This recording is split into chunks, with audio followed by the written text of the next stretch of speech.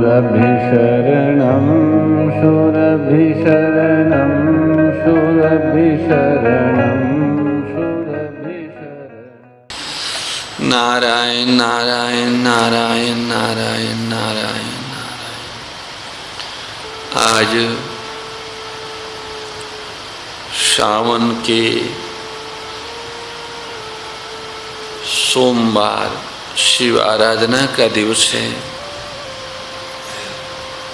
पूरे देश में सभी शिव भक्त भगवान शिव की आराधना कर रहे हैं। बीच में अधिक मास था, अधिक मास में भी शिव आराधना जारी रही है। रुद्री का पाठ, अभिषेक, बिल्व से अर्चन आदि आदि शास्त्र विधि से और भाव से देश के गांव-गांव में शिव आराधना होती। शायद ही कोई ऐसा गांव भारत में हो जहां भगवान शिव की आराधना न होती हो। अर्थात पूरा भारत शिव उपासक हैं, शिव भक्त हैं, शिव आराधक हैं। शिव जी के मंदिर में जाने से पूर्व नंदी देवता के दर्शन सभी को होते हैं। कोई शिवालय ऐसा नहीं है जहाँ शिवालय में प्रवेश से पूर्व नंदी देवता विराजमान न हो। पहले नंदी देवता से मिलो, उसके बाद शिव जी के पास जाओ। ये एक शास्त्र के विधान से शिव परिवार की जब प्रतिष्ठा होती है तो उसमें इस तरह का स्वरूप स्थापित किया जाता है कि पहले भक्त नंदी देवता से मिले, उसके बाद गणेश जी का पूजन करें, शक्ति का करें, फिर शिव अभिषेक करें। क्योंकि हम गो महिमा संतवाणी सत्संग का लाभ ले रहे हैं, इसलिए नंदी गोमाता के पुत्र हैं और नंदी को हमारे शास्त्रों में धर्म कहा गया है। शिवालय का ये स्वरूप हमको बताता है कि पहले धर्म को धारण करो, धर्माज्ञा प्राप्त करने के बाद ही शिव को प्राप्त हो सकते हो, शिव को मिल सकते हो। नंदी धर्म है और शिव कल्याण है। धर्मात्मा को ही कल्याण की प्राप्ति होती है। जिसके जीवन में धर्म नहीं है उससे कल्याण की प्राप्ति होना संभव नहीं, क्योंकि हृदय की शुद्धि और कल्याण को धारण करने की पात्रता मनुष्य के अंदर धर्म से ही आती है। धर्म ही वह तत्व है जो कल्याण की पात्रता को प्रदान करता है। सत्य, अहिंसा, दया और दान, ये धर्म के 4 चरण हैं। जिस हृदय में सत्य नहीं है, अहिंसा नहीं है, दया नहीं है, दान नहीं है, वो धर्मात्मा नहीं है। धर्मात्मा नहीं है तो परमात्मा को पा नहीं सकता है। धर्मात्मा ही परमात्मा को पाता है। और ये 4 चरणों वाला धर्म मनुष्य के जीवन में गौ माता के वात्सल्य से ही आता है, प्रकट होता है। सत्य, अहिंसा, दया और दान गो आश्रित प्राणी में ही ये भाव प्रकट होंगे। गो सेवक, गो भक्त, गो उपासक, गो की सनिधि पाने वाला व्यक्ति ही सत्य पर अडिग रहेगा। उसके हृदय में किसी भी प्राणी को वे पीड़ा पहुंचाने का भाव उत्पन्न नहीं हो सकता। मानी अहिंसा उसके हृदय में प्रतिष्ठित होगी। और दया तो कूट कूट के भरी दया, वो दुख देख के ही, पर दुख देख के ही उसका हृदय द्रवित हो जाता है। चाहे कोई क्यों न हो, किसी भी तरह के प्राणी की पीड़ा को देख के गोभक्त का हृदय पीड़ित हो जाता है, गौ सेवक का हृदय पीड़ित हो जाता है और वो सभी को सुख पहुंचाने की चेष्टा करता है, मानी दान उत्सर्ग। तो गौ माता के निकट रहने से, उनके साथ आत्म भाव रखने से, उनकी सेवा करने से, उनकी भक्ति करने से, उनकी उपासना करने से मनुष्य में धर्म का प्रादुर्भाव होता है। इसलिए धर्म को गौ का पुत्र कहा है। उस धर्म का मूर्तिमान स्वरूप नंदी है। अगर धर्म के स्थिति को समझना है कि इस समय धर्म की क्या स्थिति है, तो नंदी को देखने से पता लगता है। अगर नंदी सुखी, प्रसन्न, स्वस्थ और आनंदित है तो धर्म भी पूर्ण रूप में प्रतिष्ठित है। अगर नंदी अपमानित, तिरस्कृत, बहिष्कृत, पीड़ित, प्रताड़ित है तो धर्म का वही है। आज हम देख रहे हैं कि इस धरती पे, विशेष करके भारतवर्ष में, सबसे अधिक उपेक्षित प्राणी कोई है, तिरस्कृत और प्रताड़ित हैं, या जिसे कहें कि जिसको बोझ समझ रखा हो ऐसा कोई है, तो वो गोवंश है। और गोवंश में भी नंदी नर गोवंश। मादा को इतना, गो मादा है, वो दूध देगी इस लोभ से, जब तक दूध देती है या दूध देने की संभावना है तो उनका पालन करते हैं लोग।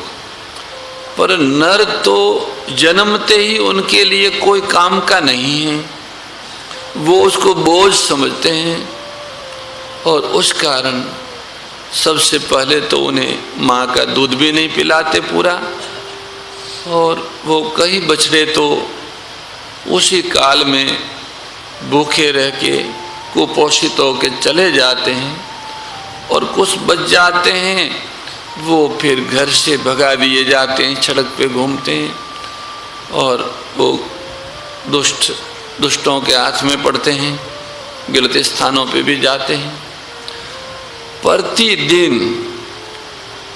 प्रतिदिन हजारों की संख्या में 1 लाख से अधिक, आप कह सकते 1 लाख से अधिक नर गोवंश नंदी देव वहां जा रहे जहां नहीं जाने चाहिए। हर वर्ष 4 करोड़ बछड़े हमारी गाय देती है भारत की, और 4 करोड़ बछड़े नंदियों में से कोई 2% बछड़े सांड के रूप में, बैल के रूप में भारत में रहते होंगे। बाकी सब गलत हाथ में जाते हैं, गलत जगह पर जाते हैं, बचते हैं, वो सड़कों पर घूमते हैं, अखाद्य खाते हैं। धर्म दुखी है, धर्म पीड़ित है, धर्म तिरस्कृत है। धर्म को क्षति पहुंचाने वाला समाज और राष्ट्र कभी सुखी नहीं हो सकता है। धर्म की रक्षा से सबकी रक्षा होती है और धर्म की हानि से सबकी हानि होती है। ये बात प्रसिद्ध है। आज अगर हमारा समाज और हमारा राष्ट्र सुखी, समृद्ध, स्वस्थ और सुरक्षित रहना चाहता है तो वो धर्मो रक्षति रक्षितः, धर्म रक्षा में आगे आवे। नंदी देवताओं के लिए आश्रय और आहार का प्रबंध करें। जैसे राजस्थान में शासन ने गोभक्तों की बात मान के प्रत्येक तहसील पर एक नंदीशाला निर्माण करना और उस तरह के नंदियों के आश्रय और आहार का प्रबंध करने का एक कानून बनाया है। वो कार्य प्रारंभ भी हुआ है, पर तहसील पे एक नंदीशाला से काम नहीं चलेगा। गांव गांव में नंदी सदन चाहिए, नंदी सेवा सदन चाहिए, क्योंकि हर गांव में हर वर्ष 50-100 नंदी छोड़ दिए जाते हैं। बड़ा गांव है तो 100, छोटा है तो 50। 200 गायें भी आती हैं तो 100 नंदी, और 100 गायें भी आती है तो 50 नंदी जन्म लेते हैं। और वो उस पशुपालक के लिए तो उपयोगी नहीं है, खेती होती नहीं, बैल के रूप में भी उपयोग नहीं। संवर्धन के लिए 100 में से 2 ही नंदी उपयोगी होते हैं, 98 नंदी बैल कृषि के लिए होते हैं। तो कृषि में उनका उपयोग न होने से वो 98 सड़क पर हैं, और वे 2 जो संवर्धन के योग्य है उसकी भी पहचान समाज में रही नहीं। पहले पहचान करके ऐसे नंदी गौ संवर्धन के लिए छोड़े जाते थे, उनके दर्शन से साक्षात धर्म के दर्शन होते थे। हम किसी गांव में, भारत के किसी ग्राम में, क्षेत्र में पहुंचते तो हमें सबसे पहले धर्म स्वरूप नंदी के दर्शन होते। वाह, विराट स्वरूप, और बड़ा सा कुकुर, पूरा शरीर भरा हुआ, कहीं भी हड्डी बाहर नहीं दिखती थी। आप में से बहुत सारे भाइयों ने ऐसे नंदियों के दर्शन गांव गांव में किए होंगे। वे नंदी सर्वसन्नता पूर्वक खेतों में जाते, ग्रास लेते, आगे बढ़ जाते, कोई उनको रोकता नहीं था। घर के आगे जाते तो घर वाले उनकी आरती करते, गुड़ खिलाते, ग्वार खिलाते, घी पिलाते, काली मिर्च और घी नंदियों को। ये परंपरा 4-5 दशक पूर्व तक भारत में थी। आज नंदियों की स्थिति हम किसी से छुपी नहीं है। धर्म स्वरूप नंदी भगवान शिव को अत्यंत प्रिय और उनके प्रधान गण है, अर्थात कल्याण के लिए धर्म आवश्यक है। तो हम सभी कल्याण पथ के पथिक लोगों को ये भगवान शिव से प्रार्थना करनी चाहिए कि हमें ऐसा सामर्थ्य दो कि हम आपके प्रिय नंदी का आदर पूर्वक पालन कर सकें, उन्हें सुख पहुंचा सकें, उनके कष्टों का निवारण कर सकें। हमको उन्हीं गौ माता की कृपा से, उन्हीं के अनुग्रह से ये संतवाणी सत्संग का सौभाग्य प्राप्त हुआ है। संतवाणी में कोई ऐसी नई बात नहीं बतानी है जो पहले से जानते न हो। जानी हुई बातों को ही संतवाणी आपको याद दिलाती हैं। आपका ज्ञान आपको समझ दिलाने का काम संतवाणी करती हैं। प्राकृतिक नियमानुसार कोई भी किसी को ऐसी बात नहीं बता सकता जो उसमें बीज रूप से पहले से ही विद्यमान न हो। शिक्षा का मूल मंत्र इतना ही है कि जो चीज विद्यमान है वो विकसित हो जाए। इस दृष्टि से आपको अपनी जानी हुई बातों को ही आदर करना है। आप जानते हैं मानव मात्र ये आवश्यकता अनुभव करता है कि सुंदर समाज का निर्माण हो और अपना कल्याण हो। ये इस जीवन का चरम लक्ष्य है। मानव जीवन का चरम लक्ष्य ये है कि सभ्यम का कल्याण हो जाए और सुंदर समाज का निर्माण हो, समाज सुंदर बन जाए। किंतु विचार ये करना है कि अपना कल्याण और सुंदर समाज का निर्माण क्या दो अलग अलग बातें हैं अथवा एक ही हैं? मानवता की नीति के अनुसार तो ये दोनों बातें एक ही जीवन के दो पहलू है। जो अपना कल्याण कर सकते हैं उन्हीं के जीवन से सुंदर समाज का निर्माण होता है। जिन्होंने अपना कल्याण कर लिया है या जो अपने कल्याण में लगे हैं उनको अलग से सुंदर समाज का निर्माण नहीं करना पड़ता। उनके कल्याण से ही अपने आप सुंदर समाज का निर्माण हो जाता है। जो सुंदर समाज के निर्माण में लग जाते हैं उन्हीं का अपना कल्याण भी हो जाता है। दोनों में से एक पक्ष को अपनाने से दूसरा पक्ष अपने आप पूरा हो जाता है। अगर आप सुंदर समाज के निर्माण में लग गए तो आपका कल्याण अपने आप हो जाएगा। जब आप सबके कल्याण में लगोगे तो आपका कल्याण तो ऐसे ही हो गया, सब में आप आए गए। और अगर आप आपके कल्याण में लग गए, आपका कल्याण आपने कर लिया, तो निश्चित रूप से आपके द्वारा सुंदर समाज का निर्माण हो जाएगा।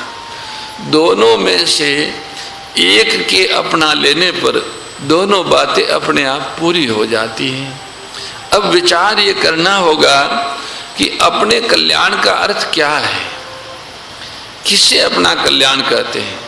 इस संबंध में विचार करने पर ऐसा मालूम होता है, यदि प्राणी परम शांति, अखंड स्मृति, अगाध प्रियता प्राप्त कर ले तो उसे समझना चाहिए कि उसका कल्याण हो गया।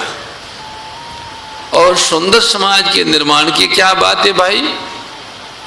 कल्याण तो इसका नाम हुआ कि जिसे परम शांति मिल गई, परम स्वाधीन हो गया, परमात्मा की अखंड स्मृति प्राप्त हो गई, हृदय में नित्य नव प्रीति का रस बहने लगा, तो समझना चाहिए कि उसने अपना कल्याण कर लिया। उसको समझना चाहिए कि उसका कल्याण हो गया। पर सुंदर समाज का निर्माण किसे कहते? तो सुंदर समाज का अर्थ ये है जहाँ दो व्यक्तियों में, दो वर्गों में, दो देशों में परस्पर एकता हो, स्नेह हो, विश्वास हो। अनेक भेद होने पर भी, जैसे कर्म का भेद हो, भाषा का भेद हो, रहन सहन का भेद हो, पर प्रीति की एकता हो, विश्वास की एकता हो, लक्ष्य की एकता हो। यही सुंदर समाज का निर्माण। हम सभी का लक्ष्य एक हो, हम सभी का प्रेम प्रभु से हो, हम सबका विश्वास धर्म पर हो, ईश्वर, धर्म और आत्मा के लक्ष्य सबका एक हो। ऐसा समाज ही सुंदर समाज कहलाता है। भले हमारी भाषा अलग हो, भले हमारा वेश अलग हो, भले हमारा देश अलग हो, परंतु हमारा लक्ष्य एक हो, हमारा विश्वास एक हो, हमारी प्रीति एक हो। इसका नाम सुंदर समाज है। सुंदर समाज की पहचान ये नहीं है कि बड़ी बड़ी बिल्डिंगों बन जाए, सड़कें बहुत अच्छी हो, चलने वाले चाय जैसे हो, रहने वाले चाय जैसे हो। ये सुंदर समाज के निर्माण की पहचान नहीं है। जिस समाज को अपने लिए पुलिस की आवश्यकता होती है, न्यायालय की आवश्यकता होती है, फौज की आवश्यकता होती है, वो सुंदर समाज नहीं कहा जा सकता। सुंदर समाज में तो परस्पर भेद नहीं रहता, भिन्नता नहीं रहती। हाँ, भिन्नता किस रूप में होती है? जैसे आपका शरीर है, उसका प्रत्येक अंग अलग अलग आकृति रखता है, अलग अलग कर्म करता है। पैर की आकृति अलग है, नेत्र की आकृति अलग है, पैर का नेत्र का काम अलग है। नेत्र का जो कर्म है वो पैर का नहीं है, और पैर का जो कर्म है वो नेत्र का नहीं है। किंतु दोनों में प्रीति की कितनी गहरी एकता है। अगर पैर में कांटा लगता है तो आंसू आंख में आते हैं, आंख में जब चोट लगती है तो पैर लड़खड़ाता है। इस प्रकार समस्त संसार के साथ हमारी स्नेह की एकता, विश्वास की एकता, किंतु बड़े ही दुख के साथ कहना पड़ता है कि आज हम जो अपने को मानव कहते हैं, इंसान कहते हैं, और उसके साथ साथ ये भी कहते हैं कि हमारा मजहब, हमारा इज़्म सबसे अच्छा है, हमारा पंथ सबसे अच्छा है, हमारी संप्रदाय अच्छी है। हम ये नहीं कहते कि आपका मजहब, इज़्म, पंथ अच्छा नहीं है। सचमुच अच्छा है, इसमें कोई संदेह नहीं है। परंतु भाई, सोचो तो सही, क्या आपके पंथ ने, आपके मजहब ने, आपके इज्म ने आपको सुंदर बनाया है या नहीं? यदि आपका मजहब सुंदर है, पंथ सुंदर है और उसने आपको सुंदर नहीं बनाया, तो आप कैसे कह सकते हैं कि आपका पंथ इज्म सुंदर है? भाई कोई आदमी अगर ये कहे कि हमारा भोजन बहुत बढ़िया है, बड़ा ही स्वास्थ्यकर है, बड़ा ही रुचिकर है, बड़ा ही सुपच्च है, कोई उससे पूछे कि तुम्हारी दशा क्या है, बोले भूख के मारे प्राण निकले जा रहे हैं, कमजोर हो रहे हैं, किसी काम के नहीं हैं, फिर भी तुम्हारा भोजन बढ़िया है। आज ये रोग लग गया है, विचारों का भेद, मान्यताओं का भेद, कर्म का भेद, भाषा का भेद, पद्धतियों का भेद होने पर हम परस्पर में घोर संघर्ष करते हैं, परंतु इस बात को नहीं सोचते कि प्रकृति की रचना क्या है। बहुत गंभीरता से विचार करो, किसी एक वृक्ष के दो पत्ते भी सर्वांश में एक जैसे नहीं होते हैं, किसी न किसी अंश में दोनों में भिन्नता होती है। भिन्नता है तो इतनी और एकता है तो कितनी। आज सभी से पूछा जाए कि भाई सच बताओ, आप क्या चाहते हो, आपकी मांग क्या है, तो आप सच मानिए, कोई भी भाई, कोई भी बहन ये नहीं कहेगी कि हमको अगाध अनंत रस नहीं चाहिए, हमको अमर जीवन नहीं चाहिए, हमको सामर्थ्य नहीं चाहिए, कोई ऐसा नहीं कहेगा। सबकी मांग एक है, पिता पुत्र को लीजिए, सहोदर बंधुओं को लीजिए, सहोदर बहनों को लीजिए, पति पत्नी को लीजिए, प्राणी मात्र की मांग एक है, किंतु रुचि एक नहीं है, योग्यता एक नहीं है, सामर्थ्य एक नहीं है, परिस्थिति एक नहीं है। रुचि का भेद है, योग्यता का भेद है, सामर्थ्य का भेद है, परिस्थिति का भेद है, पर मांग एक ही है। इसलिए संतवाणी हमें ये बताती है कि भाई दर्शन अनेक है, दृष्टिकोण अनेक है, पर जीवन एक है। इससे ये सिद्ध हुआ कि हम में और दूसरों में चाहे कितने भेद हो, किंतु भाई जीवन की दृष्टि से हमारा सबका लक्ष्य एक ही है। इसलिए सब अपने हैं, अपने के साथ कोई बुराई नहीं करेगा। बुराई के नाश का उपाय क्या है? केवल एकमात्र यही उपाय है कि कोई बुरा न रहे, न बुराई करे। इस मूल सत्य को हम भूल जाते हैं और बुराई के बदले में बुराई करने लगते हैं। ये मानने लगते हैं कि बलपूर्वक बुराई मिट जाएगी, बलपूर्वक बुराई का नाश हो जाएगा, पर ऐसा होता नहीं है। होता क्या है? आप बलपूर्वक किसी को दबा दीजिए, कालांतर में वही निर्बल सबल हो जाएगा और आप निर्बल हो जाएंगे।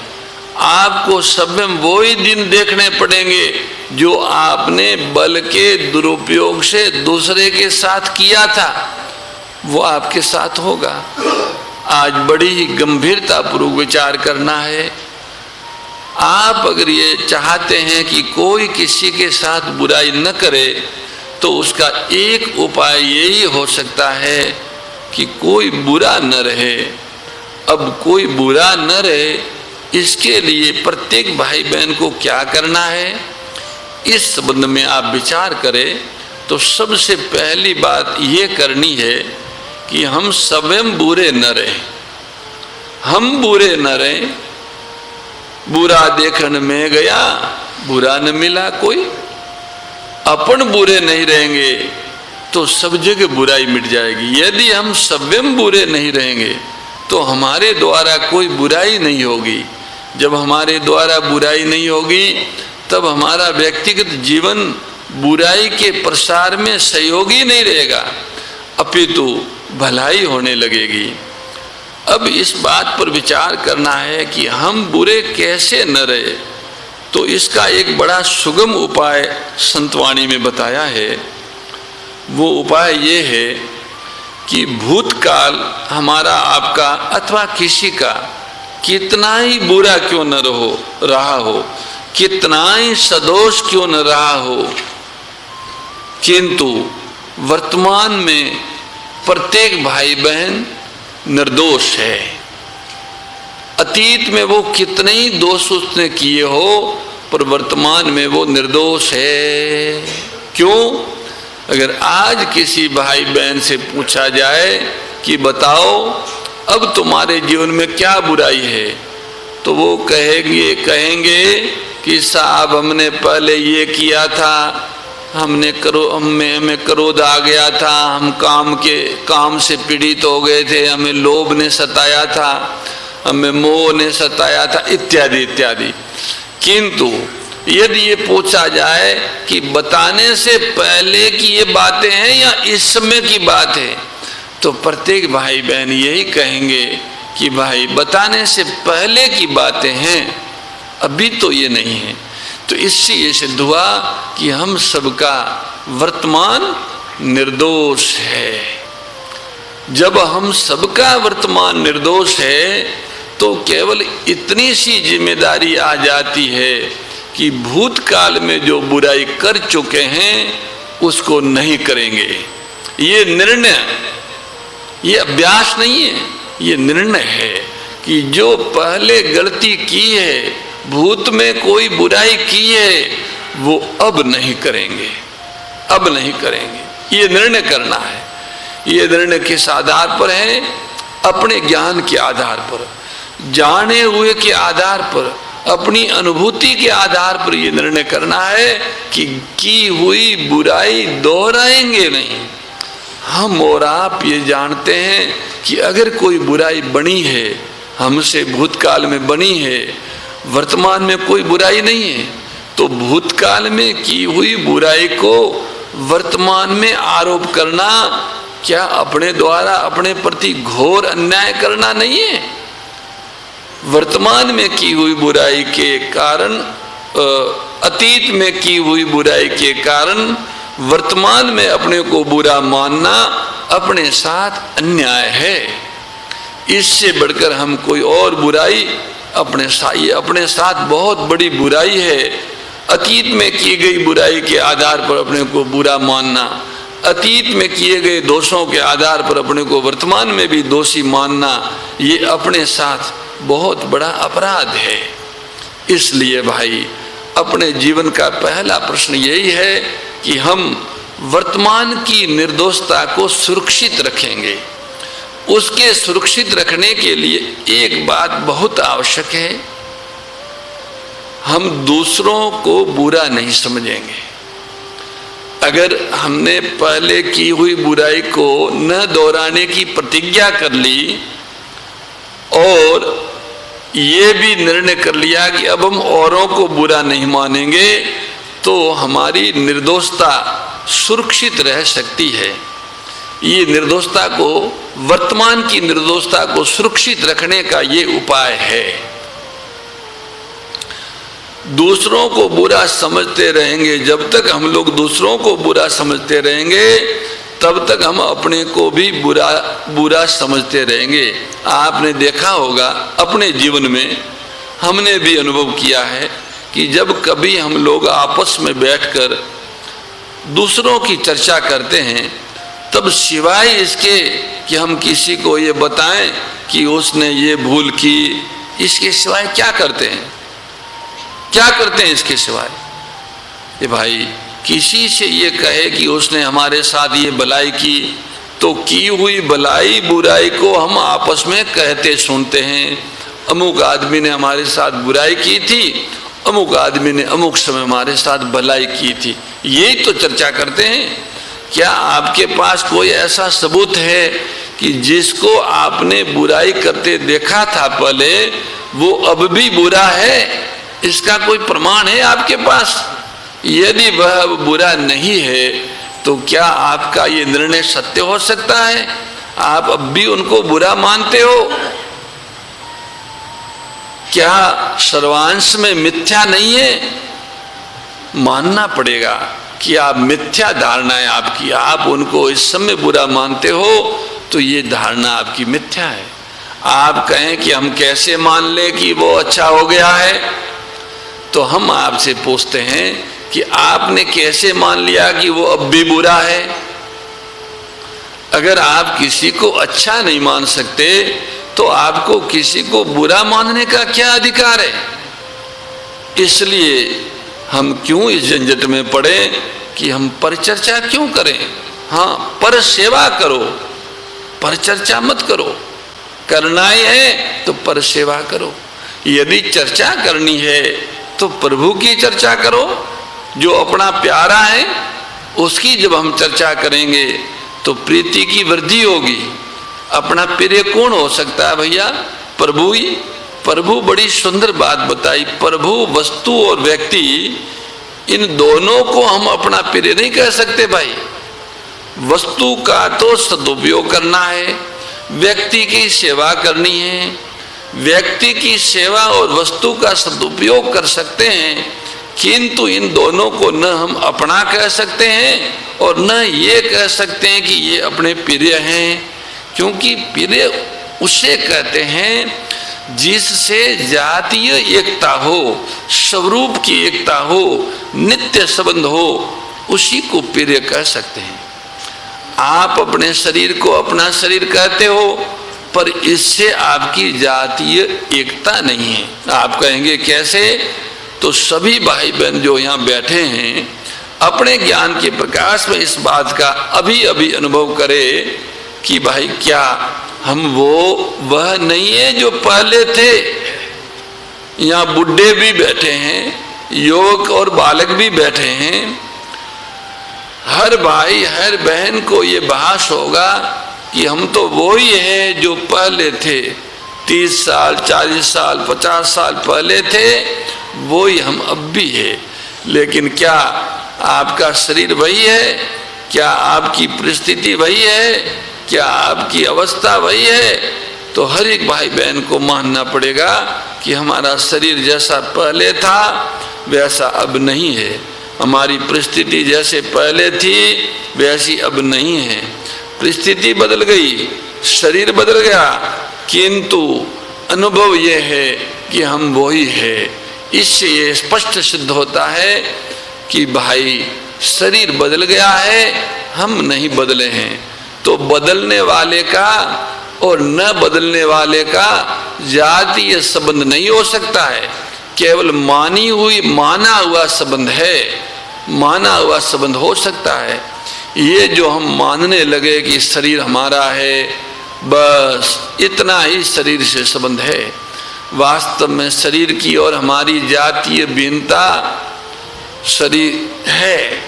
आप विचार करके देखें, जब शरीर की ओर अपनी जातीय भिन्नता है तो संबंधियों की ओर अपनी जातीय एकता कैसे हो गई? वस्तुओं की ओर अपनी जातीय एकता कैसे हो सकती हैं? जिससे जातीय एकता नहीं हो सकती उसकी ममता, उसकी कामना, उसका तादात्म्य विनाश का मूल हो जाता है। जिससे जातीय एकता नहीं है, जिससे उसको अगर उससे अगर हम ममता रखते हैं, उसको पाने की कामना रखते हैं, उनके साथ अपने को मिला देते हैं, तो ये ही आत्मा के पतन का, विनाश का मूल है। जिससे जातीय भिन्नता, यदि आप उसमें ममता करेंगे तो क्या होगा? आप लोभ और मोह में फंस जाएंगे। यदि उसकी आप कामना करेंगे तो आप अभाव में फंस जाएंगे। यदि उससे तादाद में रखेंगे तो आप जड़ता में बंध जाएंगे। तो भाई किसी भी भाई बहन, चाहे वो किसी भी वर्ग देश मजहब का हो, उससे ये पूछा जाए कि क्या तुम पराधीनता चाहते हो? क्या तुम जड़ता चाहते हो? क्या तुम अभाव चाहते हो? तो कहेगा नहीं नहीं, नहीं चाहते, नहीं चाहते। कौन चाहता है पराधीनता, कौन चाहता है जड़ता? तो भाई आपकी जो स्वाभाविक मांग है, आपकी जो वास्तविक आवश्यकता है, वह शरीर के द्वारा पूरी नहीं हो सकती, वो किसी परिस्थिति के द्वारा पूरी नहीं हो सकती, वह किसी अवस्था के द्वारा पूरी नहीं हो सकती। तो वो कैसे पूरी हो सकती हैं? जब आप और हम मानव होने के नाते, एक इंसान होने के नाते इस बात पर विचार करें कि हम मानव क्यों है। क्या आकार के कारण हम मानव है? केवल एक ही बात की दृष्टि से हम और आप मानव है कि मानव अपने जाने हुए असत का त्याग कर सकता है, कोई अन्य पशु पक्षी आदि नहीं कर सकता। एकमात्र मानव ही इस कार्य में समर्थ है, वह अपने जाने हुए असत का त्याग कर सकता है। इसलिए भाई ये जो विवेक विरोधी संबंध आज हमारे जीवन में है, आ गया है, जिसे हम सोचते ही नहीं कभी, शरीर को मैं और मेरा मानना, ये विवेक विरोधी संबंध है। हमारा ज्ञान कहता है कि शरीर बदलता है और मैं नहीं बदलता, मेरा और शरीर का जातीय संबंध नहीं है, ये मेरा विवेक कह रहा है। इस विवेक का विरोध करके मैं शरीर को मैं मानता हूँ, मेरा मानता हूँ, तो ये विवेक विरोधी संबंध है। और इस विवेक विरोधी संबंध को हम लोग भूल गए। बड़े बड़े ईश्वरवादी, क्षमा करें बिगड़ न जाए, ठंडी तबीयत से सोचे, बड़े बड़े ईश्वरवादी जो अपने को कहते हैं कि हम बड़े समझदार हैं, बड़े सत्संगी हैं, वे क्या ये प्रश्न करेंगे कि हमारा मन भगवान में क्यों नहीं लगता? हम आपसे पूछते हैं कि क्या मन आपकी जाति का है? क्या मन जिस धातु से बना है उसी धातु से आप बने हैं? क्या आपकी जो जाति है वही मन की जाति है? तो आपको मानना पड़ेगा कि नहीं। बड़े से बड़े मनोविज्ञानी इस बात को सिद्ध नहीं कर सकते कि मन की और वह जो ये कहता है कि मेरा मन, उस दोनों की जातीय एकता है, ये कोई बड़ा से बड़ा मनोवैज्ञानिक भी सिद्ध नहीं कर सकता है। ये बिल्कुल गलत कहता है, बिना सोचे समझे कहता है, अपने जाने हुए का अनादर करके कहता है।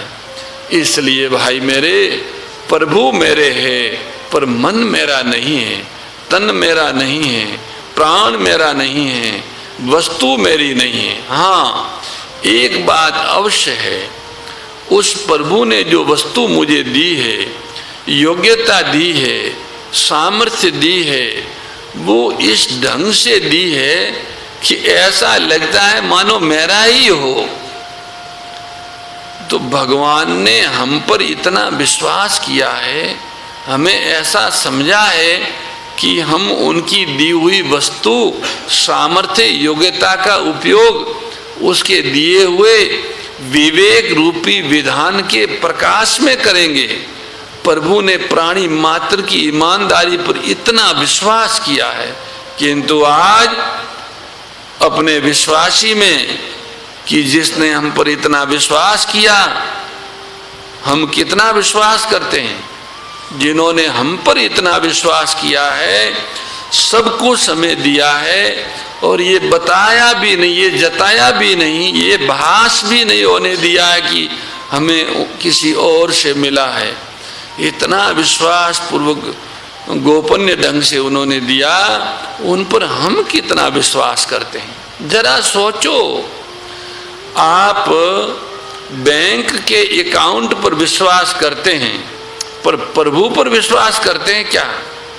आप ज्ञान, विज्ञान, कला पर विश्वास करते हैं कि प्रभु में विश्वास करते हैं? विचार करो, बहुत गंभीरता से विचार करिए।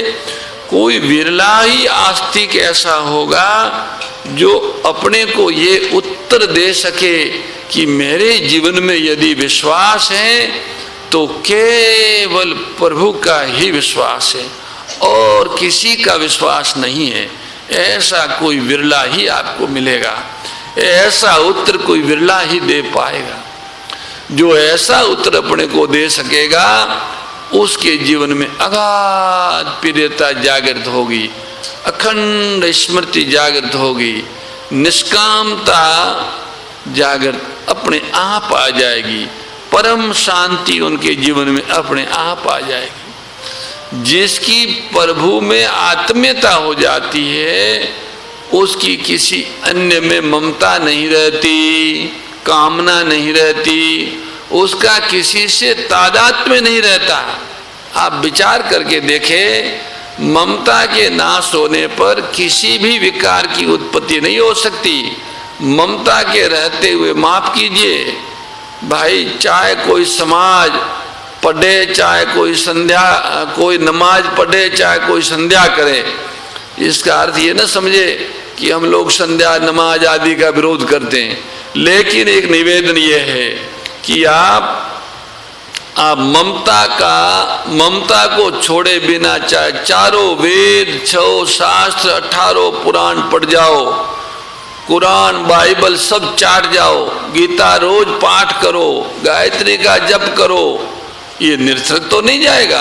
कालांतर में भले ही उसका फल हो, किंतु वर्तमान में आपको विवश होकर मानना पड़ता है कि क्या बताएं महाराज, विकारों का नाश नहीं हुआ, ममता नहीं गई, काम से हम पीड़ित हैं, क्रोध से हम पीड़ित हैं, लोभ से हम पीड़ित हैं, मोह से हम पीड़ित हैं, लेकिन बोले हम ईश्वरवादी हैं, हम वैदिक धर्मी हैं, हम सनातन धर्मी हैं, हम फलाना फलाना है।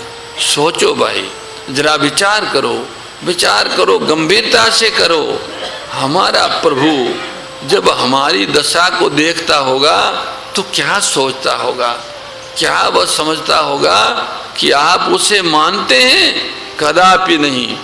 इसलिए भाई हमारे अब हमें समय आ गया है कि इस बात की जरूरत नहीं कि साहब आपका दृष्टिकोण क्या है, आपकी फिलोसॉफी क्या है, आपका मजहब क्या है, आपका इज्म क्या है, जो भी आपकी फिलोसॉफी हो, क्या उससे आपने अपने को सुंदर बनाया या नहीं? प्रत्येक भाई बहन का प्रश्न है और वर्तमान का प्रश्न है, आगे पीछे का नहीं। इसका अर्थ ये नहीं है कि किसी का धर्म गलत है, किसी की संप्रदाय गलत है, ऐसा कहने का हमको अधिकार नहीं है। आप जानो, आपका मजहब जाने, लेकिन ये बात सामने कहने में आती है कि हमने अपने मजहब को, अपने पंथ को अपने जीवन से सिद्ध नहीं किया, हमने अपनी मान्यता को अपने जीवन से सिद्ध नहीं किया। आप जानते हो, जो चीज़ जीवन में नहीं आती वो विभू नहीं होती, वो नित्य नहीं होती। जो चीज़ जीवन में आ जाती है वो विभू हो जाती है। क्यों? इसमें एक वैज्ञानिक रहस्य है। विचार करें, भौतिक विज्ञान की दृष्टि से जिसके द्वारा जो चीज़ विषय की जाती है, वह विषय होने वाली वस्तु विषय करने वाली वस्तु से सीमित होती है, उसकी सीमा में होती है। इससे क्या सिद्ध हुआ? इंद्रियों के द्वारा जिस सृष्टि को आप देख रहे हैं, विषय कर रहे हैं, वो सृष्टि इंद्रियों के किसी एक अंश में है। इंद्रियां अपने विषय सृष्टि से अधिक विभू है। आँख जिन चीज़ों को देख रही है वो चीज़ें देखने में बहुत बड़ी है और आँख छोटी है, पर सूक्ष्म रूप से देखा जाए तो वो बड़ी चीज़ आँख के देखने में आ रही है। इसका मतलब आँख का जो आकार है वो देखने वाली दृष्टि से बड़ा व्यापक और विभू है। जिन इंद्रियों को आप मन के द्वारा विषय करते हैं वह मन इंद्रियों से अधिक विभू है। जिस मन के संकल्प पर आप बुद्धि से निर्णय करते हैं वह बुद्धि उस मन से अधिक विभू है। जो आप ये कहते हैं कि मेरी बुद्धि, तो आप बुद्धि से अधिक विभू है। इससे क्या सिद्ध हुआ? जो चीज़ आप में आ जाएगी वो विभू हो जाएगी, वो विभू हो जाएगी। जो चीज़ आपका जीवन हो जाएगी वो विभु हो जाएगी, वो व्यापक हो जाएगी, वो अविनाशी हो जाएगी, वो नित्य हो जाएगी। क्यों? क्योंकि आप अविनाशी है, आप नित्य है। आज दशा क्या है? ईश्वर हमारे बातों में है, कथन में है, ईश्वर हमारे चिंतन में है, किंतु ईश्वर हमारे जीवन में नहीं है। हम बातें भगवान की करते हैं, बातें भगवान की सुनते हैं, भगवान का चिंतन भी करते हैं, पर भगवान जीवन में नहीं है। धर्म आज हमारे कथन में चिंतन में है, पर जीवन में नहीं है। इसका परिणाम क्या हुआ? इसका परिणाम है कि वो विभु नहीं है। इसलिए एक मौलिक समस्या है जिसे आपको ही हल करना होगा।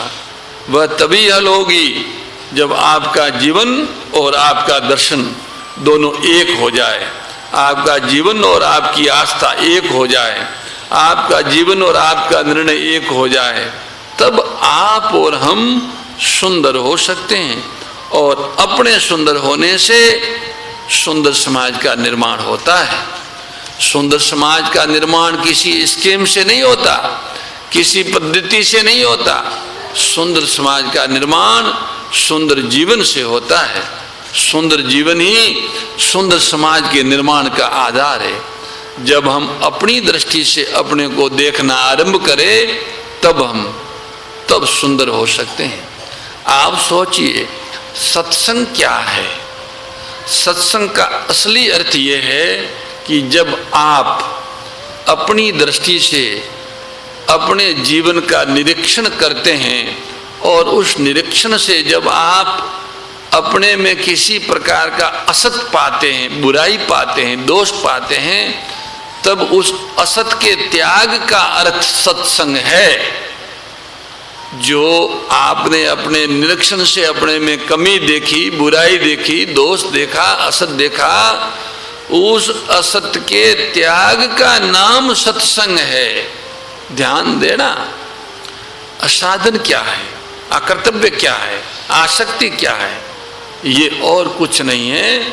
अपने जीवन में जो असत है उसका जब हम संग करते हैं, तब असत के संग का जो परिणाम होता है उसी का नाम अकर्तव्य है, उसी का नाम असाधन है, उसी का नाम आसक्ति है, बंधन है। आज हमारी दशा क्या है? असत का संग रखते हुए सत की चर्चा करते हैं, सत का चिंतन करते हैं, बलपूर्वक सत्य को प्राप्त करना चाहते हैं, और असत का संग करते हुए परिणाम क्या होता है? भगवत चिंतन भी करते हैं और संसार का चिंतन होता है। आत्मा का चिंतन करते हैं और शरीर का चिंतन होता है। धर्म का चिंतन करते हैं और अधर्म का चिंतन अपने आप होता है। इसलिए भाई, किसी भी विद्यात्मक साधन करने से पूर्व इस बात पर विचार करो, हमारे जीवन में हमारा जाना हुआ असाधन क्या है। इस बात को मत देखो कि आपने जीवन में साधन क्या किया, इतना तप किया गया, इतना जप किया गया, इतना ध्यान किया गया, इतना योग किया, इसको मत देखो। इसके देखने से कोई लाभ नहीं होगा, किंतु इस बात को देखो कि हमारे जीवन में असाधन क्या है, हमारे जीवन में दोष क्या है, हमारे जीवन में बुराई क्या है, हमारे जीवन में गलतियों क्या है, इसको देखो। अपने असाधन के देखने से आपके जीवन में एक व्यथा जागृत होगी। जब आप अपने में कमी देखोगे तो उससे आपको एक पीड़ा होगी, एक वेदना होगी, और उस वेदना से एक चेतना आएगी। उस चेतना से आप असाधन के कारण को जान सकेंगे। जिस समय आप असाधन के कारण को जान लेंगे तो कारण और कार्य दोनों का ही नाश हो जाएगा। असाधन के कारण के ज्ञान में ही उसका नाश निहित है। ये बड़ा भारी सत्य है कि असत का ज्ञान असत की निवृत्ति में हेतु होता है। जिस समय हमें असत का ज्ञान होगा उसी समय असत की निवृत्ति होगी, और असत की निवृत्ति में ही सत्य की प्राप्ति है, सत्य की अभिव्यक्ति है, सत्य से अभिन्नता है। इसलिए ये सिद्ध हुआ कि एकमात्र अपने में जो असत है उसी को जानना है। किंतु आज हम ईश्वर को जानने की कोशिश करते हैं, आत्मा को जानने की कोशिश करते हैं, ऐसी बातों को जानने की कोशिश करते हैं जिनको अभी नहीं जान सकते, कभी नहीं जान सकते। ऐसा नहीं है, पर अभी नहीं जान सकते। अभी क्यों नहीं जान सकते? भैया, जिस असत को जानते हो उसको तो छोड़ते नहीं, यानी असत को तो जानने का तो आप प्रयास नहीं करते, और सत को जानना चाहते हैं, नहीं जान सकते। तो होता क्या है, असत को न छोड़ने से असत के साथ साथ सत को भी मानते रहते हैं। ये भी मानते हैं कि परमात्मा है, और ये भी अच्छी तरह से अनुभव करते हैं कि जीवन में आसक्ति है, मोह है, राग है, द्वेष है, काम है, क्रोध है। जीवन में साथ ही ये भी मानते रहते हैं कि परमात्मा है। तो हम आपसे पूछते हैं कि भाई, ये कोई परमात्मा का मानना हो गया क्या? नहीं। इसलिए परमात्मा को मानोगे तो ये चीजें नहीं रहेगी। ये जो असत है, असत के संग से उत्पन्न होने वाले विकार नहीं रहेंगे। सत को मानने से असत के विकार नहीं रहते, असत रहता ही नहीं। असत नहीं रहेगा तो असत का प्रभाव क्यों रहेगा? मोह, राग, द्वेष, काम, क्रोध, ये असत का प्रभाव है। जब तक जीवन में असत है तब तक असत का प्रभाव है। अगर असत का त्याग कर दिया तो असत का प्रभाव मिट जाएगा। तो जीवन में जो ये असत बना रहेगा कि मैं शरीर हूं, शरीर मेरा है, यही सबसे बड़ा असत है। अहमता, ममता और कामना, असत को इन तीन शब्दों में भगवत वाणी में और संत वाणी में परिभाषित किया है। ये अहमता, ममता, और अहमता माने शरीर से तादात्म्य, ममता माने शरीर के साथ मेरापन, और कामना माने वस्तुओं की चाह। तो ये जो तीनों चीजें हैं, ये तीनों जब तक रहेगी तब तक सारे विकार रहेंगे। ये तीनों असत है। इन असत का संग जब तक जीवन में रहेगा तब तक अनेक विकार उत्पन्न होते रहेंगे। विकारों की जड़ यही असत है। केवल दो शब्दों में भी कह सकते हैं, ममता और कामना। ममता और कामना ही सारे विकारों की जड़ है। या अहमता और ममता भी कह सकते हैं, मैं और मेरा भी कह सकते हैं। तो मैं अरु मोर तू तोर माया, ये माया है, ये फांसी है, ये सब विकारों का मूल है। जब तक ये रहेगा तब तक इसका प्रभाव काम, क्रोध, लोभ, मोह, राग, ये सब दोष रहेंगे। ऐसे ही जो सत को मान लेगा तो उसमें सत का प्रभाव आ जाएगा, उसमें प्रेम आ जाएगा, उसमें स्वाधीनता आ जाएगी, उसमें परम शांति आ जाएगी। असत के संग से जैसे विकार उत्पन्न होता है, ऐसे सत के संग से साधन उत्पन्न होगा, निर्दोषता आएगी। इसलिए भाई, सत्संग की बड़ी भारी महिमा है। असत को छोड़ने से भी सत्संग मिल जाता है, और सत्स्वरूप परमात्मा को स्वीकार करने से भी असत छूट जाता है। जिस भाई बहन को जो ठीक हो वो उसे अपना सकता है। इसलिए भाई, आज हमें और आपको निराश नहीं होना है, हार नहीं माननी है, अधीर नहीं होना है, सजग होना है, सजग होना है, सावधान होना है। अपने ही द्वारा अपने जीवन का ठीक ठीक अध्ययन करना है। जिस समय हम और आप अपने जीवन का ठीक ठीक अध्ययन करने लगेंगे, आप सच मानिए अनायास ही हर एक भाई को, हर एक बहन को अपने असत का दर्शन हो जाएगा। जो उसके जीवन में असत है उसका दर्शन हो जाएगा।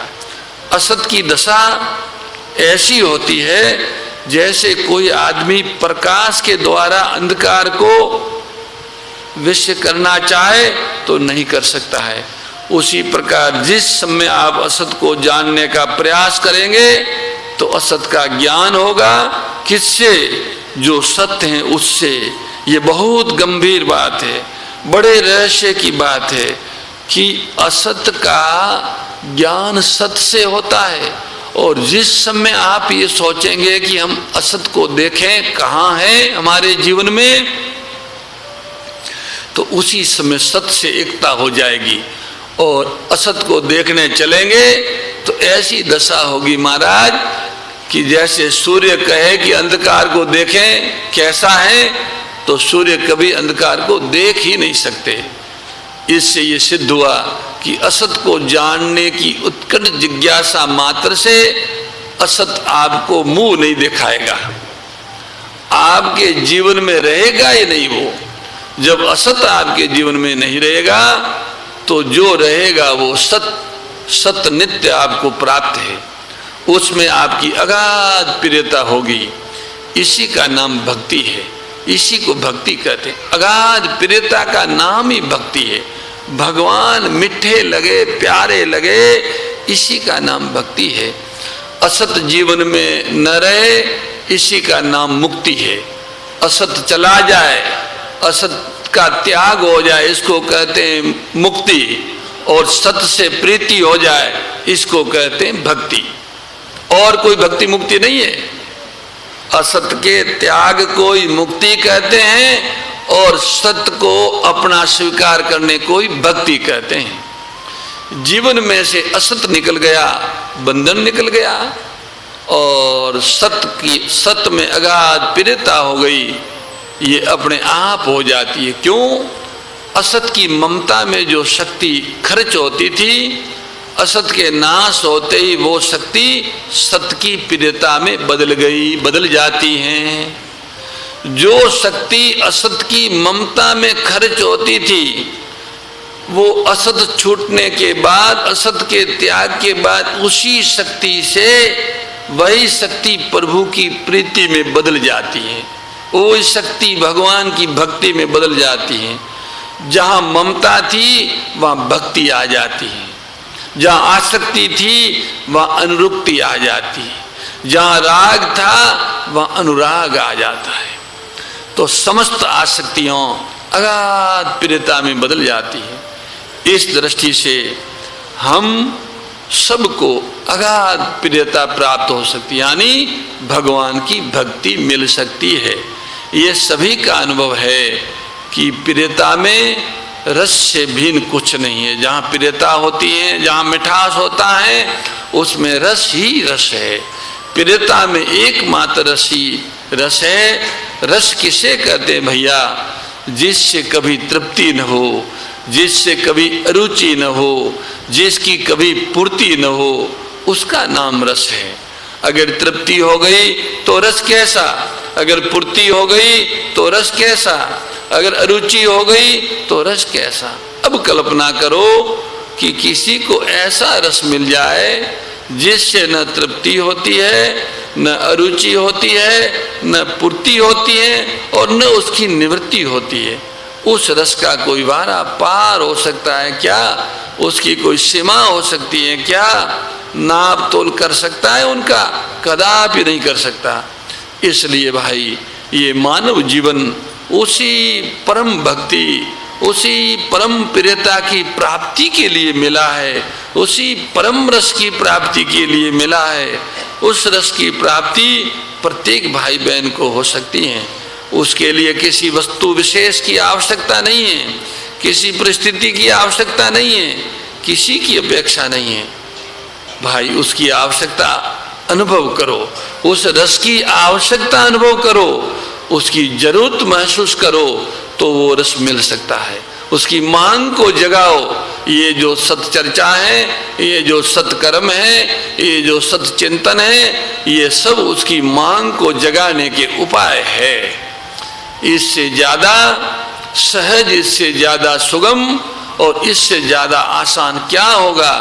ये जिसकी पूर्ति, जिसकी प्राप्ति मांग होने से हो, मांग मात्र से जिनकी प्राप्ति होती है, जिनकी आवश्यकता अनुभव करने से प्राप्ति होती है, इससे सुगम और क्या हो सकता है? भाई, आप भगवान की आवश्यकता अनुभव करें, आप भगवान की मांग अनुभव करें, तो भगवान की प्राप्ति हो जाएगी। अलग से कोई साधन नहीं करना पड़ेगा, अलग से किसी का सहारा नहीं लेना पड़ेगा, अलग कहीं जाना नहीं पड़ेगा। केवल उनकी मांग, चटपटाहट उनको पाने की तीव्र अभिलाषा, ऐसी अभिलाषा, ऐसी अभिलाषा आप बढ़ाते जाए, बढ़ाते जाए, बढ़ाते जाए, और बढ़ाते बढ़ाते एक समय ऐसा आ जाए कि आप उनके बिना रह न सके, मानी जी न सके, आप उनको पाए बिना जी न सके, और क्या बोले मर भी न सके। जब ये क्षण आ जाए कि अब आप उनके बिना जी नहीं सकते हैं और मर भी नहीं सकते हैं, ऐसा क्षण जब आपके जीवन में आ जाए, उसी क्षण में उनकी प्राप्ति हो जाती है, देर नहीं लगती है। इसलिए क्षण का बड़ा भारी महात्म्य है। क्षण में होता है कार्य, पर वो क्षण जीवन में आवे जिस क्षण में जी भी न सके और मर भी न सके। कल्पना करो वो क्षण कैसा होगा जिसमें जीना भी असह्य हो जाए और मरना भी असह्य हो जाए। उसको पाए बिना एक श्वास भी क्यों जिए, और उनको पाए बिना भी मर के कहाँ जाएं। सोचो, संसार में देखने में आता है, एक आदमी किसी बात की कामना करता है, उसके लिए प्रयत्न करता है, फिर भी कामना पूरी हो न हो, दोनों बातें सामने आती है कि कोई कोई कामना पूरी हो जाती है, कोई नहीं होती। किंतु अगाध अनंत रस के संबंध में, परमात्मा के संबंध में ऐसा मंगलमय विधान है कि जहां आपने उस परमात्मा की आवश्यकता का अनुभव किया तो आपको वो अवश्य प्राप्त हो जाएगा। जिस समय आपने उसके बिना, जैसा कहा कि आपको ऐसा लगा कि अब नहीं रह सकते, तो वो मिलेगा। आवश्यकता का स्वभाव क्या है? आवश्यकता अनेक कामनाओं को खा लेती है, ये आवश्यकता का स्वभाव है। जब आप किसी एक की जरूरत अनुभव करते हैं तब और ख्वाहिशात सब नहीं रहती, ये नियम है। इसलिए भाई, उस अनंत रस की हम आवश्यकता अनुभव करें। जब हम उनकी आवश्यकता अनुभव करेंगे तब सभी कामनाएं अपने आप नाश हो जाएगी। कामनाओं के नाश में ही परम शांति है। कामना से चित्त में अशांति आती है, कामना का अंत होते ही परम शांति आती है। इसलिए निष्कामता से उदित परम शांति, असंगता से उदित स्वाधीनता, या यूं कहें कि त्याग से प्राप्त स्वाधीनता, और अपनत्व से, आत्मीयता से जागृत अगाध प्रियता ही मानवता है। ये मानवता हर एक भाई में, हर एक बहन में मौजूद है। इसको विकसित करना है, इसकी खोज करनी है, उसको कहीं बाहर से लाना नहीं है, वो आप में मौजूद है। और उसको विकसित करने का एकमात्र उपाय सत्संग है। सत्संग से ही बीज रूप से मौजूद शांति परम शांति में बदलती है। सत्संग से ही बीज रूप से मौजूद स्वाधीनता परम स्वाधीनता में बदलती है। सत्संग से ही मौजूद, अपने में मौजूद प्रियता अगाध प्रियता में बदलती है। सत्संग कई प्रकार से होता है। आज हम एक प्रकार के सत्संग का निवेदन करते हैं, आप ध्यान दीजिए और उसका प्रयोग कीजिए। आज ही उसका प्रयास कीजिए। वह सत्संग होता है शांत होने से। वो सत्संग होता है शांत होने से। भाषा में उसका नाम मूक सत्संग है। मूक तो मूक सत्संग का मतलब ये नहीं कि बोलना नहीं, बोलना नहीं वो तो है ही है। बाहर से शांत होना वो तो बात है ही, पर अंदर से भी शांत होना है। शांत होने का अर्थ क्या है, इस पर थोड़ा विचार करें। शांत होने का अर्थ ये नहीं है कि हमने संकल्प कर लिया कि हम नहीं बोलेंगे, ऐसा नहीं। बोलने की रुचि नहीं है, देखने की रुचि नहीं है, सुनने की रुचि नहीं है, सोचने की रुचि नहीं है। बोले क्यों? जैसा बोलना चाहिए था वो बोल लिया, जैसा देखना चाहिए था वो देख लिया, जैसा सुनना था वो सुन लिया, जो सोचना था वो सोच लिया। इस तरह से सहज रूप से जो शांति है वो ही सत्संग कराती है। दबा के हम नहीं बोलेंगे तो उससे अंदर तो बोलते रहोगे, बाहर से न बोले और अंदर से बोलना जारी हुआ। अब बोलना था बोल लिया, अब नहीं बोलना। देखना था वो देख लिया, अब नहीं देखना। ऐसा जो सहज शांत होना है, ये ही सत्संग का उपाय है। इस तरह से अगर आप थोड़ी देर के लिए भी शांत होते हैं, थोड़ी देर के लिए भी, तो आपका सत्य के साथ संग हो जाएगा। सत्य सम रूप से व्यापक है, सब जगह है, सदैव है, सब में है। जब हम शांत होते हैं तो उनके साथ हमारा संग हो जाता है। समम ब्रह्मणि स्थिति, परमात्मा सम रूप से स्थित है। तो जब हम अब शांत होते हैं तो शांत स्वरूप परमात्मा के साथ हमारी एकता हो जाती है। वास्तव में उनके साथ हमारी एकता है ही, पर हम ममता के कारण उनसे विमुख हुए हैं। हम जब शांत हो जाते हैं तो हम उनके साथ एक हो जाते हैं। सही कार्य करने से करने की रुचि का नाश होता है। जब करने की रुचि का नाश होता है तब अपने आप शांति की अभिव्यक्ति होती है। तो करने के आदि में और करने के अंत में शांति स्वाभाविक रूप से आती है। अगर वो करना ठीक ढंग से किया है, अर्थात उसमें कामना, फल की कामना और शरीर की ममता, ममता और कामना को छोड़ के किया है, तो करने के अंत में अपने आप शांति, चित्त शांत हो जाएगा और चित्त के शांत होते ही सत्संग हो जाएगा। अगर आप परहित के लिए कुछ करना चाहते हैं कि भाई हम जो कुछ करने की शक्ति है उसके द्वारा दूसरों का हित हो, इस भाव से आप प्रवृत्ति प्रारंभ करते हैं, तो प्रवृत्ति से पूर्व अपने आप शांत होंगे।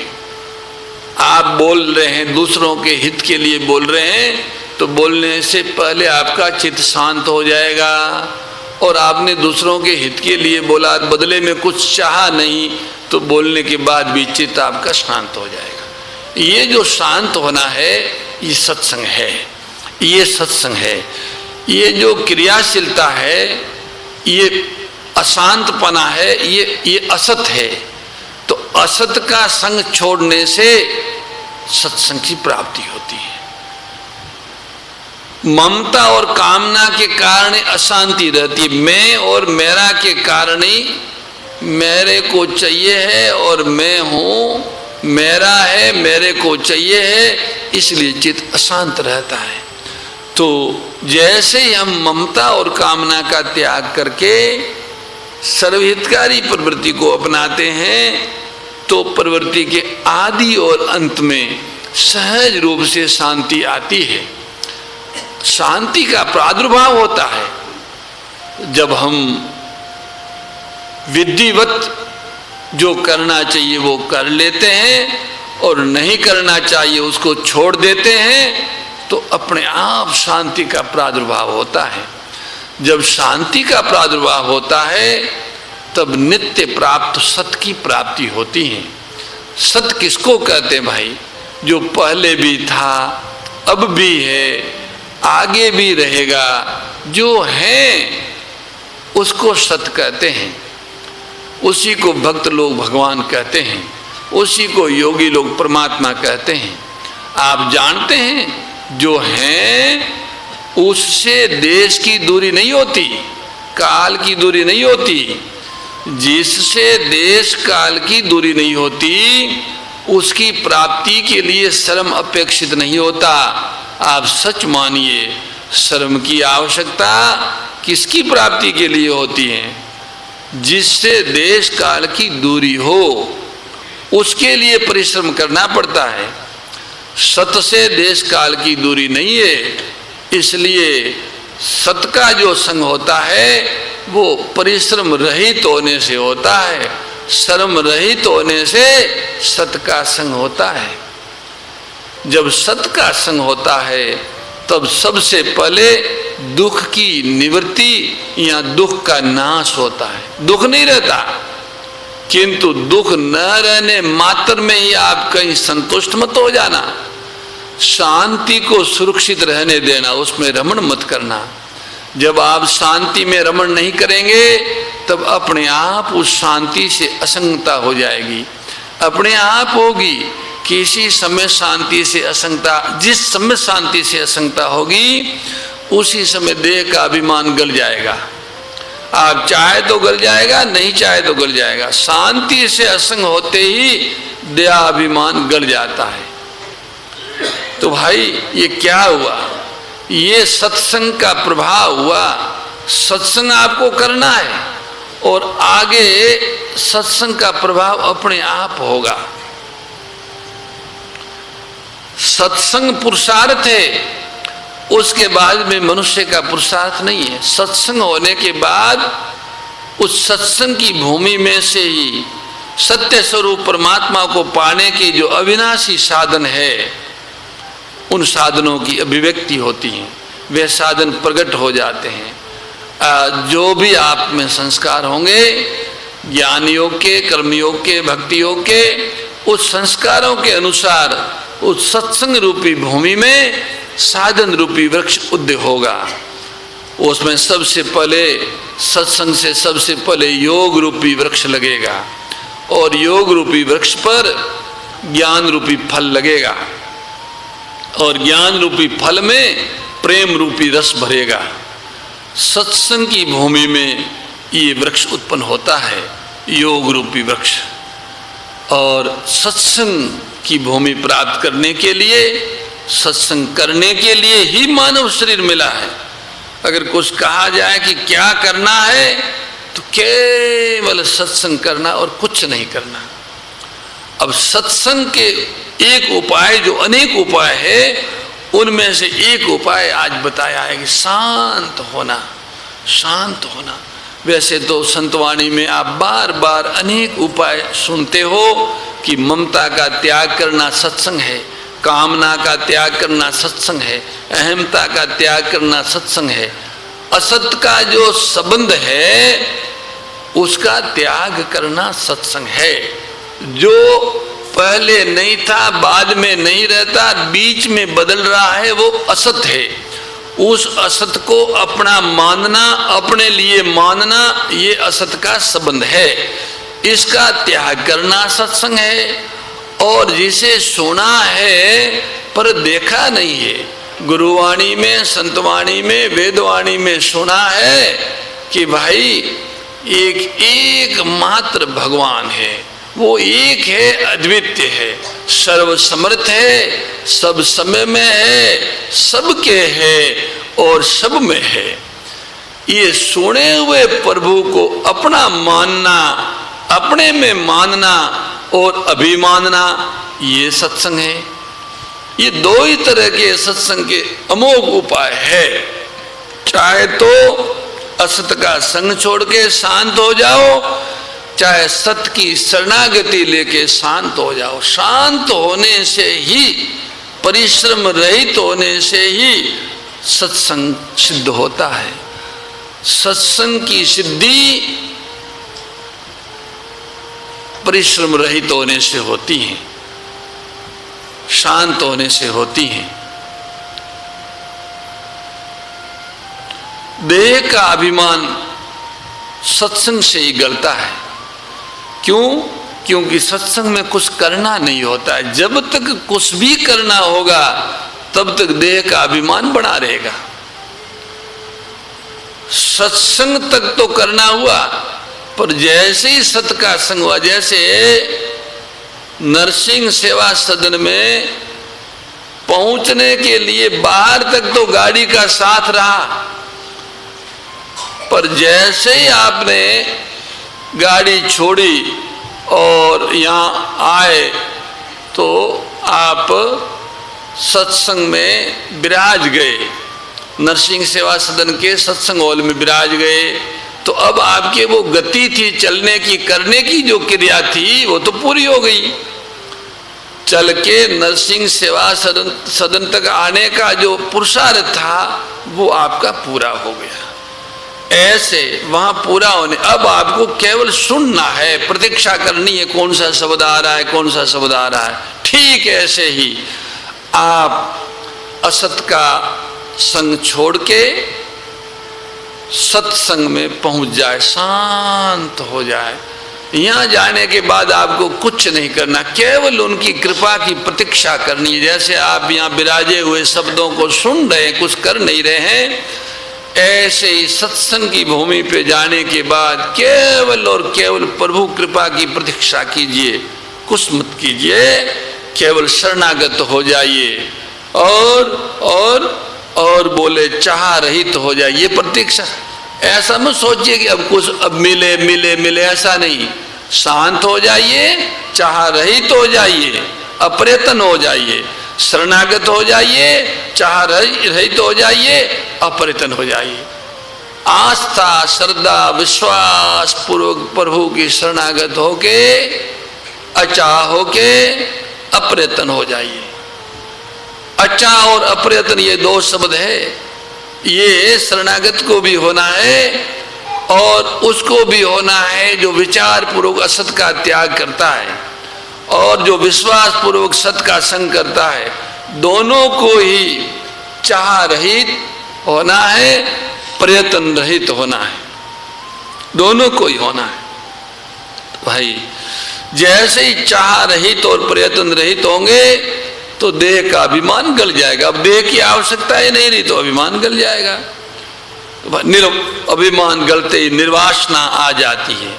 निर्वासना आते ही पराधीनता स्वाधीनता में, जड़ता चेतना में विलीन हो जाती है। जब जड़ता चेतना में विलीन हो जाती है तब अपने आप जो है भगवान, उसमें प्रियता जागृत होती है।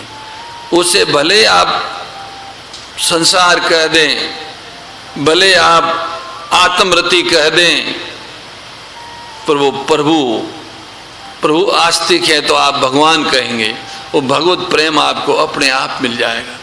किंतु वो प्रेम जागृत हो जाता है कब? जब देहाभिमान गल जाता है तब। देहाभिमान रहते हुए प्रेम जागृत हो ही नहीं सकता। देहाभिमान रहते हुए कोई भगवान का प्रेमी हो ही नहीं सकता। स्नेही हो सकता है, कामी हो सकता है, पर प्रेमी नहीं हो सकता। प्रेमी तो देहाभिमान के गलने पर होता है। प्रेम देह से नहीं होता, प्रेम मन से नहीं होता, प्रेम बुद्धि से नहीं होता, प्रेम अपने आप से, अस्तित्व से होता है। उसके जागृत होते ही जीवन में किसी भी प्रकार का अभाव नहीं रहता, निरसता नहीं रहती, पूर्णता और नित्य नवरस की अभिव्यक्ति होती है जो वास्तव में जीवन है। इस दृष्टि से हम और आप सभी शांत होकर सत का संग करके जीवन की पूर्णता प्राप्त कर सकते हैं। शांत होकर आप कहेंगे कि उस शांति के लिए हम कौन सा समय निश्चित करें? वैसे तो भाई उसके लिए जब भी आपको याद आवे वो ही समय श्रेष्ठ है। जब जागे जब सवेरा, जिस समय वो ही घड़ी सुहावनी, जिस समय हरि आवे याद। जिस समय प्रभु याद आ जाए ऐसा मानना चाहिए प्रभु ने हमें याद किया है। शांत हो जाओ, उसी समय शांत हो जाओ। कुछ भी कर रहे हो, कुछ भी कर रहे हो, ये तो पहली बात है, सबसे पहली बात। कुछ भी कर रहे हो, कितना ही महत्वपूर्ण कार्य कर रहे हो और अचानक प्रभु की स्मृति आ जाए, शांत हो जाओ, बड़ा सुलभता से सत्संग मिल जाएगा। और दूसरा नंबर, दूसरे और क्या क्या है शांत होने के उपाय? बोले भाई जो भी करो करने से पहले शांत हो जाओ, करने के बाद शांत हो जाओ। जैसे चलते हैं तो चलने से पहले शांत हो जाए, बोलते हैं तो बोलने से पहले शांत हो जाए, देखते हैं तो देखने से पहले शांत हो जाए, सुनते हैं तो सुनने से पहले शांत हो जाए। प्रत्येक प्रवृत्ति से पूर्व कुछ समय शांत हो जाए, और वह प्रवृत्ति पूरी हो जाए तो उसके बाद भी कुछ समय शांत हो जाए। ये सत्संग के तरीके, ये शांत होने का समय बढ़ाते जाए। और क्या है, बोले सुबह शाम को सोने से पहले शांत हो जाए, नींद ना आवे पर शांत हो जाए। जितनी देर शांत रह सके, नींद आने लगे तो सो जाए, और जगने के बाद शांत हो जाए। जितनी देर शांत रह सके, ये शांति को बढ़ाए। ये शांति के समय को धीरे धीरे बढ़ेगा। शांत जैसे हम रहते हैं तो उसमें आगे पीछे का चिंतन प्रारंभ हो जाता है थोड़ी देर बाद में। तो शांति के समय को बढ़ाना है, सत्संगियों को इस समय को बढ़ाना है। तो वो जो आगे पीछे का चिंतन है वो असत का चिंतन है, इसलिए उसका संग नहीं करना। क्यों? क्योंकि हम तो सत्संग कर रहे हैं। सत्संग तो शांत होने से होता है, सत्य तो शांत है। तो शांति के अतिरिक्त जो उथल पुथल हो रही है वो अपने आप हो रही है, तो उसका संग नहीं करना। संग दो तरह से होता है, विरोध करने से भी संग होता है और पक्ष लेने से भी संग होता है। अगर अपन शांत होते हैं और चिंतन आता है तो दो तरह का चिंतन आता है, भला चिंतन आता है, बुरा चिंतन आता है। पहले किए हुए का आता है, आगे करना चाहते उसका आता है। तो इसमें करना यह है कि भला चिंतन आवे तो भी उसका समर्थन नहीं करना, बुरा चिंतन आवे तो भी उसका विरोध नहीं करना, अतीत में की हुई बात याद आवे तो भी उसका साथ नहीं देना, आगे करने वाली बात याद आवे तो भी उनका साथ नहीं देना।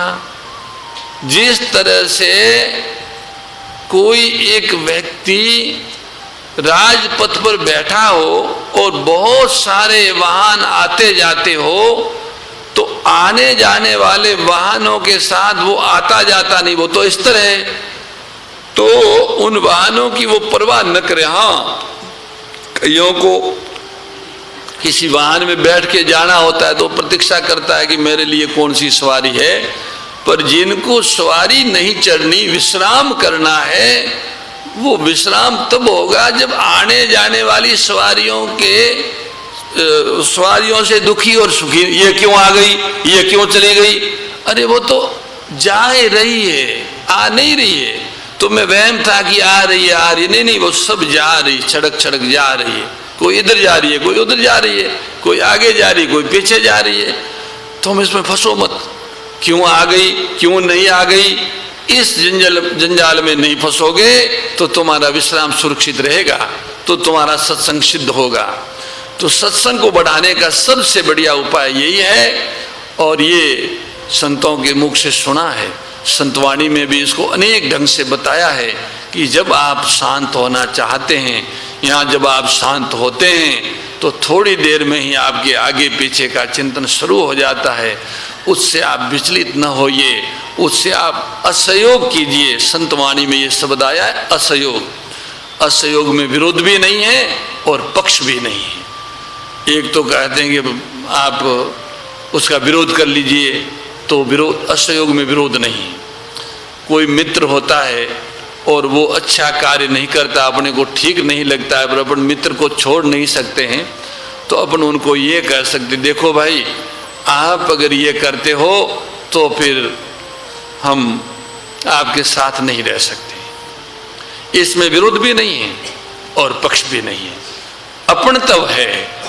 तो मन अगर आगे पीछे के चिंतन में फंसता है तो मन को ये कह सकते हैं कि तुम करो, अगर तुम ये आदत नहीं छोड़ते हो तो हम तुम्हारे साथ नहीं रहेंगे। इतना ही करना है। इतना करने मात्र से मन एकदम शांत होने लग जाएगा, आपको पता ही नहीं लगेगा कि कैसे शांत हुआ। जैसे ही मन का आप साथ छोड़ेंगे मन शांत हो जाएगा। बाकी मन को आप जबरदस्ती कहीं पे बांध के रखो, 1 घंटा 2 घंटा समाधि लगा दो, 10 घंटा लगा दो, समाधि टूटते ही वो का वो समाधि से पहले थे वहीं आ जाओगे। अब ये बात सच्ची है या झूठी है, सुनी हुई है। लोनी नदी में बाढ़ आई थी, बहुत पुरानी बात है। अब ये कौन से जिले की है, कहाँ की घटना है, ध्यान नहीं है। तो बाढ़ आती है बारिश के समय, जब बाढ़ आती है तो प्रवाह से जमीन कटती है।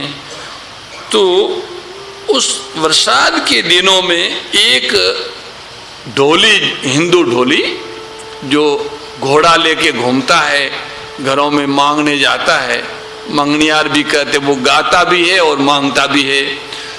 ऐसा कोई ढोली था, किसी महात्मा से प्राण समाधि सीख गया, समाधि लगाना सीख गया।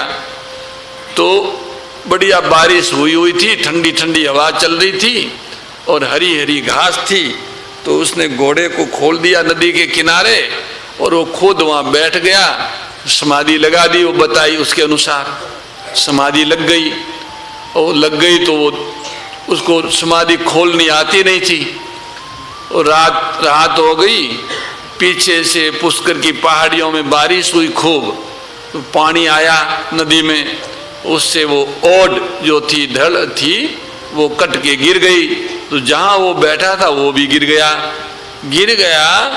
नीचे, और ऊपर से और थोड़ी मिट्टी गिर गई। वो पानी 2-3 दिन चलता रहा। बाद में पानी कम हुआ तो उनके शरीर, वो आदमी का शरीर देखा, लोगों ने देखा कि कोई आदमी आसन बांधे हुए ऐसे लुढ़का हुआ पड़ा है। तो चमड़ी उसकी पानी से काफ़ी हो गई थी, फूल गई थी। दौड़ भाग की जानकार लोग पहुँचे, देखा कि आदमी तो समाधि में है। तो किसी को पूछा कि ये खोलते कैसे हैं? तो प्राणों की समाधि होती, वो एक एड़ी में नस आती है, उस नस को खटकाने से प्राण नीचे उतर जाते हैं। तो उस बात को कोई जानता था, जानकार आदमी ने उसका ऐसे नस खटकाया तो उसका वो प्राण नीचे आ गया। प्राण नीचे आते वो बोला, मेरा घोड़ा कहाँ है? अब उसने 3 दिन समाधि लगाई, तो उसका अर्थ क्या हुआ? मन तो घोड़े में ही घूम रहा था। तो इस तरह की समाधि से कोई लाभ नहीं होता है। मतलब मन को आपने प्राणों के साथ एक जगह रोक लिया, पर जैसे वहां से छूटा तो वहीं खड़ा जहां पहले था। मन का क्षय, मनोक्षय, यहाँ मन का परिवर्तन, ये 2 बातें हैं। यहाँ तो मन अमन हो जाए या मन प्रभु की प्रीति हो जाए, ये 2 ही रास्ते हैं। और ये सत्संग के बिना संभव नहीं है। ये सत्संग जो असत के संग के त्याग पूर्वक होता है अथवा सत्य की स्वीकृति पूर्वक होता है। तो भाई, हम सभी सोने से पहले और जागने के बाद शांत रहने का अभ्यास करें। प्रत्येक प्रवृत्ति के आदि और अंत में शांत रहने का प्रयास करें। ये शांति ही सत्संग का उपाय है, ये व्यक्तिगत सत्संग है। प्रत्येक कार्य के आदि और अंत में शांति का संपादन करें। उसके करने के लिए हमें करने वाली प्रवृत्तियों पर सजगता से दृष्टि रखनी होगी। हमसे कोई ऐसी बात न हो जाए जो हमें नहीं करनी चाहिए। अगर हम सही कर्म नहीं करेंगे तो अंत में हमें शांति नहीं मिलेगी। हमसे कोई गलत प्रवृत्ति हो गई तो हम शांत नहीं रह पाएंगे। इसलिए सावधानी पूर्वक कर्म करें। गीता का सार क्या है? करने में सावधान, होने में प्रसन्न। तो अगर हम सावधानी पूर्वक कर्म करेंगे तो कर्म के अंत में हमें सहज रूप से शांति की प्राप्ति होगी। और भाई, बस इसी से आपको सत्संग मिल जाएगा। इस तरह से अगर आप शांत होंगे तो आपको सत्संग की प्राप्ति होगी, और सत्संग की प्राप्ति होते ही ये मानव जीवन कृतकृत्य हो जाएगा। ये निर्विवाद सत्य है। परम पिता परमात्मा, सद्गुरु भगवान, भगवती गौ माता से यही प्रार्थना है कि हम सभी प्रत्येक प्रवृत्ति के आदि और अंत में शांत हो गए। हम सभी सजगता पूर्वक अपने अपने कर्तव्यों का पालन करते हुए कर्तव्यों के आदि और अंत में शांति का निर्वहन करें। सोने से पहले और जागने के बाद में शांत होकर सत्संगी बने। हम सभी सत्संगी बनकर साधन निष्ठ हो और साधन निष्ठ होकर साध्य से अभिन्न हो जाए। इसी सद्भावना के साथ आज की संतवाणी चर्चा को हरि नाम संकीर्तन और प्रार्थना के साथ यहाँ विराम देते हैं। सुरभि